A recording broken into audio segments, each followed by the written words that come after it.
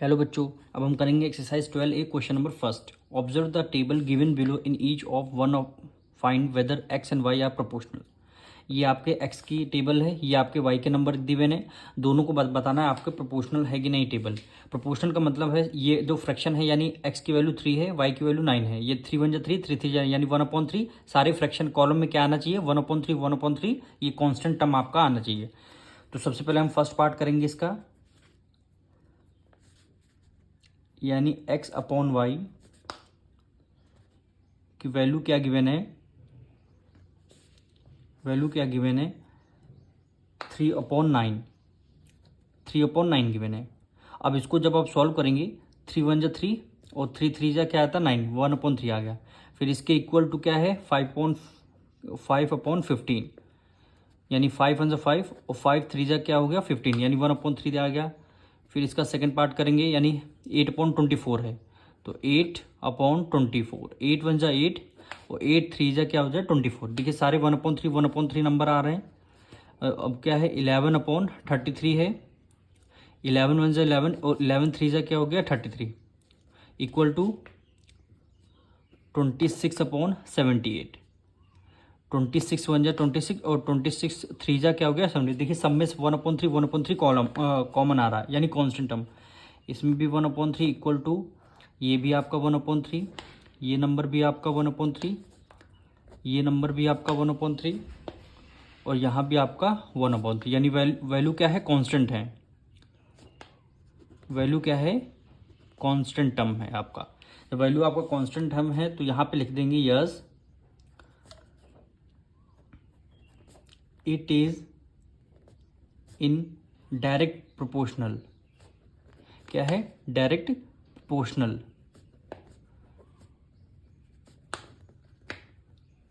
ये नंबर क्या है? डायरेक्ट प्रोपोर्शनल है। फर्स्ट पार्ट हमारा कंप्लीट होता है। अब सेकंड पार्ट में देखिए, सेकंड पार्ट हम कर रहे हैं, यानी वैल्यू क्या गिवन है? X upon y. अब इसका इक्वल किसके है? 2.5/10, यानी एक्स की वैल्यू क्या है? 2.5/10 है। फिर वैल्यू क्या गिवन है? 4/16। वैल्यू क्या गिवन है? 4/16। फिर क्या है? 7.5/30, यानी 7.5/30 आपको गिवन है। 10/40, 10/40। देन वैल्यू क्या गिवन है? 14/42, यानी 14/42। इसमें सारे को आपको लोएस्ट टर्म में कन्वर्ट करना है और बताना है कि ये प्रोपोर्शनल में है कि वैल्यू नहीं है। अब देखिए यहाँ से जब पॉइंट हटेगा नीचे 0 आएगा। 25 1 जा 25, 25 4 जा क्या हो गया? 100 हो गया। 4 1 जा 4 और 4 4 जा क्या हो गया? 16 हो गया।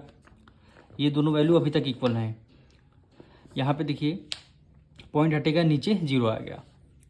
और 75 की मल्टीप्लाई हम कितने 4 टाइम्स देखिए करते हैं, आता है कि नहीं? यानी 75 की मल्टीप्लाई 4 टाइम्स करेंगे। 5 4 जा 22 कैरी गया, 7 4 जा 28, 29 30। देखिए 300 आ रहा है, यानी 4 टाइम्स में 300 आ रहा है। यानी 75 1 जा 75, 75 4 जा क्या हो गया? 300। 0 से 0 आपका कैंसिल हो गया। ये भी वैल्यू अभी तक इक्वल टू आई है। 14 की टेबल में पढ़ेंगे। 14 1 जा 14, 14 2 जा 42, 14 4 जा क्या होता है? 56, यानी 14 1 जा 14, 14 2 जा 28, 14 3 जा 42, यानी कितने टाइम्स में आ रहा है? 3 टाइम्स में आ रहा है। अब देखिए ये वैल्यू हमारी क्या है? इक्वल नहीं है। ये वैल्यू क्या है? हमारी इक्वल नहीं है। तो ये क्या है? डायरेक्ट प्रोपोर्शनल में, यानी सारी वैल्यू कांस्टेंट में होनी चाहिए। जैसे यहाँ पे करते हैं, ये वैल्यू आपकी 1/4 आई, फिर इक्वल टू ये वैल्यू आपकी 1/4 आई, ये वैल्यू भी आपकी 1/4 आई, ये वैल्यू भी आपकी 1/4 है, इक्वल टू ये वैल्यू आपकी क्या गिवन है? 1/3 गिवन है। यानी यहाँ पे साइन किसका लगेगा? डज नॉट इक्वल टू 1/3 का लगेगा। तो ये वैल्यू हमारे ये टर्म क्या है? प्रोपोर्शनल में नहीं है। तो यहाँ पे लिख देंगे no, it is not in direct proportional. Direct proportional, ये वैल्यू डायरेक्ट प्रोपोर्शनल में नहीं है। अब इसका हम थर्ड पार्ट करेंगे। नंबर हमें आपको गिवन है 5/15, 7/21, यानी 5/15 7/21, 9/27 यानी 9/27, फिर क्या गिवन है 15/60, 15/60, फिर क्या गिवन है 18/72, 18/72,